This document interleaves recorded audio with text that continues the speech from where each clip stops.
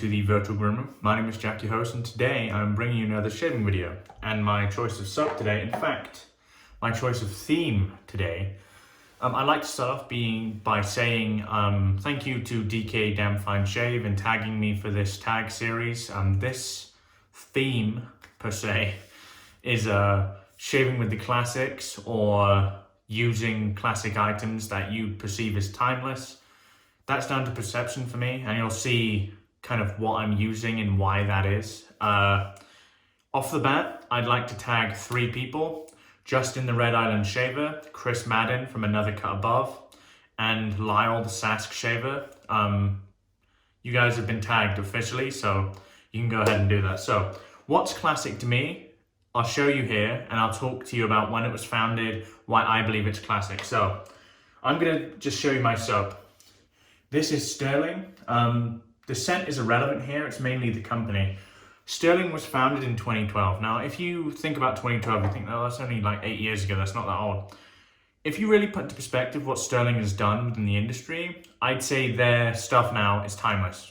What they do, what they've achieved, they've brought loads of budget options to the market, and pretty much absolutely everyone that is to do with our hobby has them in their den. I class Stirling as a classic soap. They've not changed much over that time. It has stayed the same and people still love it. So I'm using Stirling.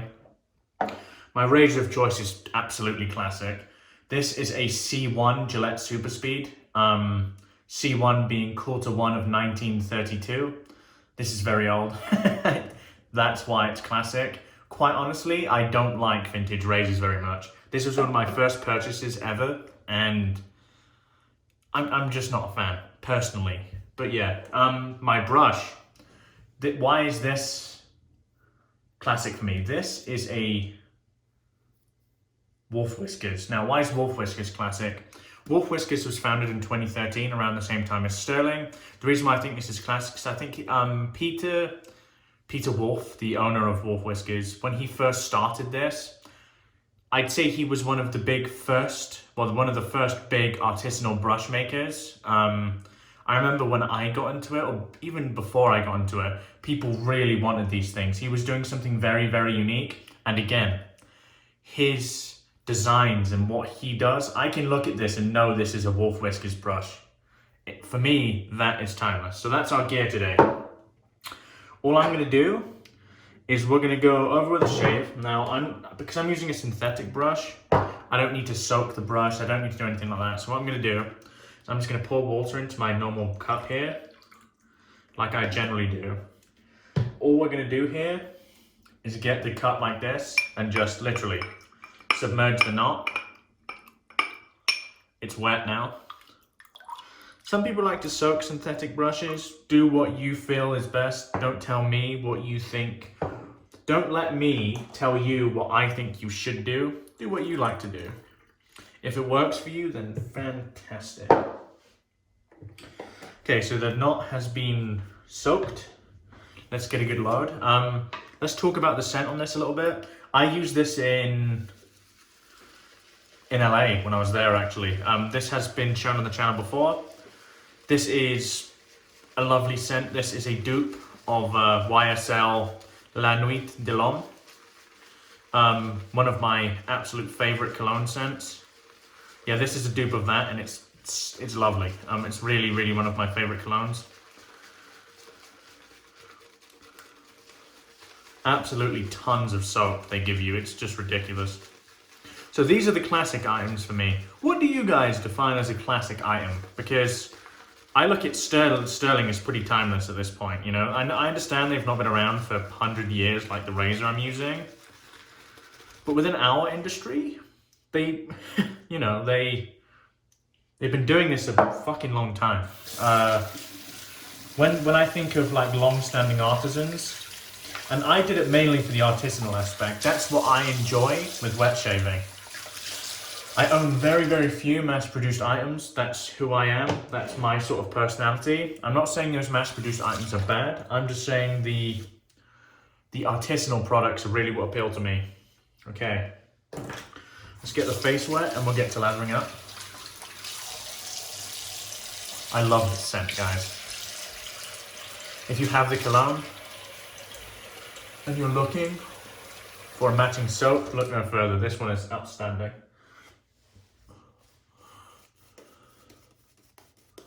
So yeah, I love the scent. The scent strength on it is probably about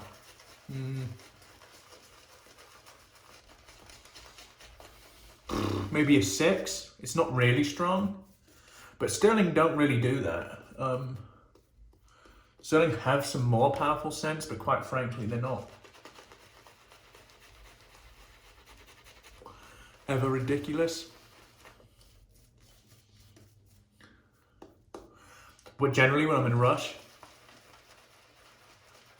synthetics are my go-to because I feel they create lather real quick.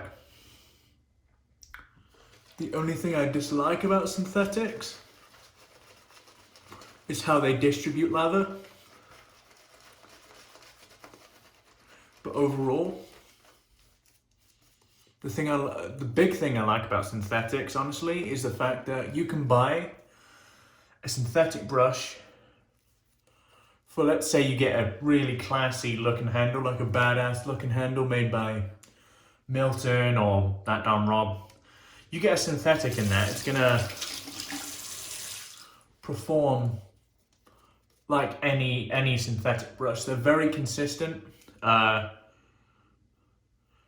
You don't need to really learn them because they just work. Which is why, if anyone ever gets into this,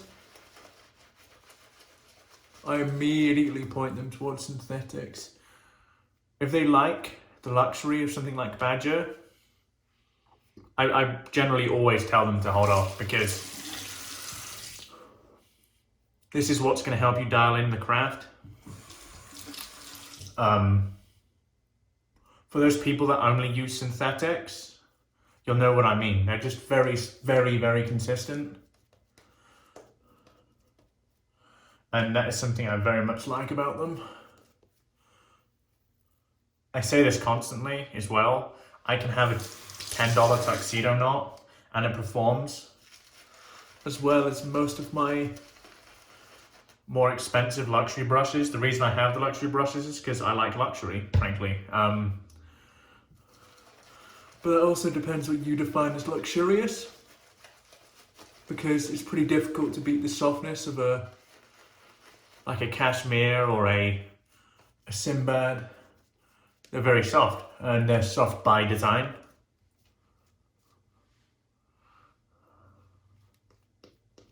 So the lather's still a bit dry for me, so we're going to keep working it like I do. Let me touch on that vintage razor thing, actually. I'm not a huge fan of vintage razors, mainly because of the fit and finish. The fit and finish, it doesn't appeal to me. Look, if you like them, fucking by all means. We're all entitled to our own opinions. I'm not shitting on people who do like them, they're just not for me. I much prefer modern razors, as you can see by predominantly what I use on this YouTube channel. To clarify, if you have a fat boy and it's your favorite razor, then fucking fair play to you, my friend. At least it's not a Gillette Fusion, that's what I'm going to say. You're taking part in this hobby, and as long as you're taking part, that's what I care about. Choose to take part in any way you want. In any way you want. You can use the oldest razor or the newest razor, the most expensive brush or the cheapest brush. If you're part of this thing and you want to see it grow like I do, welcome aboard. However you want to enjoy it, it's up to you. There are loads of elitists with quite a lot of price bias. I wouldn't actually say I have price bias. I regularly tell you that in order to get a good shave, you don't need this. Do I think a Declaration B6 is the best brush I have? Yeah, because I do that based on the merits of its performance for me. Do I think this is that far behind it? No, I don't. I really don't. This is a ridiculously good brush. Good knot as well. This is the Black Wolf knot, which I don't know if it's just a tuxedo knot and he named it differently.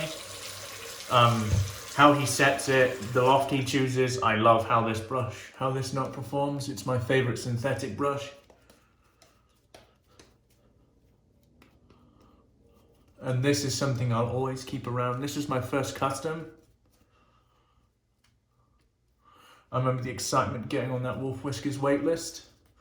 And Peter Wolf is a great dude too, so. Look at this lather. You don't need a $400 brush to give you a good lather, guys.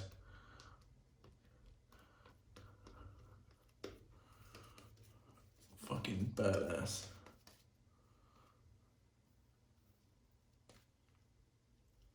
Stirling coming up trumps like it generally does. Okay, lines. I've not shaved with this Superspeed in months, so we'll see kind of what it does. Inside the Superspeed is a second use Gillette Rapira Platinum. Let's go with the grain.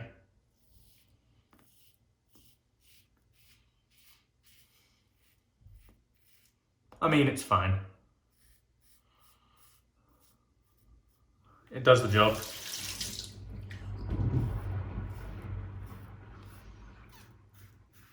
Funny, because I remember when I first started using this, I thought this was aggressive. It has quite a bit of blade feel. Well, a little bit, not loads.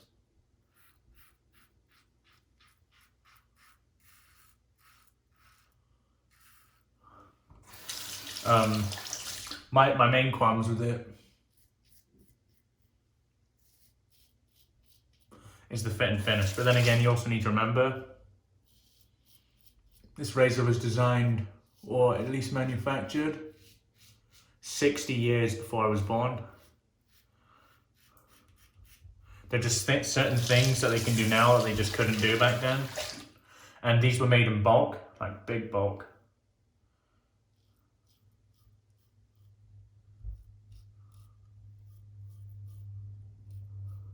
And also weren't very expensive, so. Wow, it's great first pass. I'm telling you, the distilled water makes a difference. Ignore what DK says.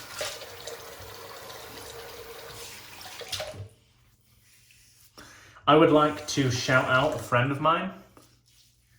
He's become a very good friend recently. His channel name is The Chief Shaves. Hopefully his channel is up and running by now. He uploaded his first video very recently. He is very much like myself. Enjoys a lot of luxury-based items. Says it like it is. He is active duty military, I believe. He's in the Navy. He lives in a very wonderful part of the country, in one of my favorite cities in the country, which is San Diego. And go have a look at his channel and hit the sub button. If you like watching me, you'll like watching him. He, like me, is very opinionated. I tend to tone it down a bit because some people can't handle it. Frankly, I'm being honest, some people can't handle it, but you know, I love you all the same. Something I would say about synthetics that I much prefer, I feel I can create a better second pass lather with them. That might just be like the lack of required care with Stirling. It just works. Let's go cross grain.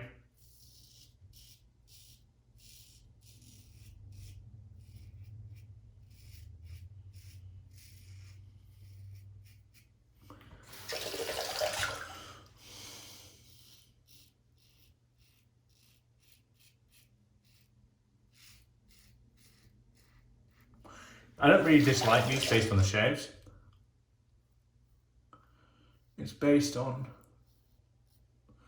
if you just want a razor that shaves, the Superspeed is a good option. They're also very affordable. I think I picked this up for like $15 or something, which is very cheap.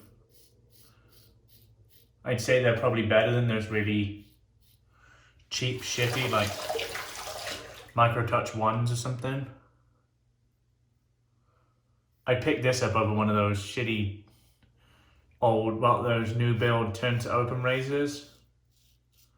I'd recommend that over this. Well, I'd recommend this over that, sorry, complete fucking opposite.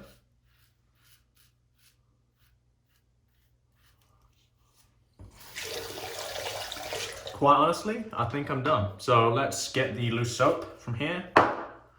Bang, right there. Get that on the face. And I'll see you guys for the post shave and the final thoughts. I'll be right back. Hey guys, it's post shave time. So post shave is going to be pretty basic. We're going to be using the matching splash. What's the ingredients on this? Pretty basic. Alcohol, witch hazel, aloe, glycerin. Some decent ingredients in there, you know. If you consider the price of $13, you can't really complain, frankly. It has a bit of burn, but for the sake of Stirling and the scent, I'll roll with it.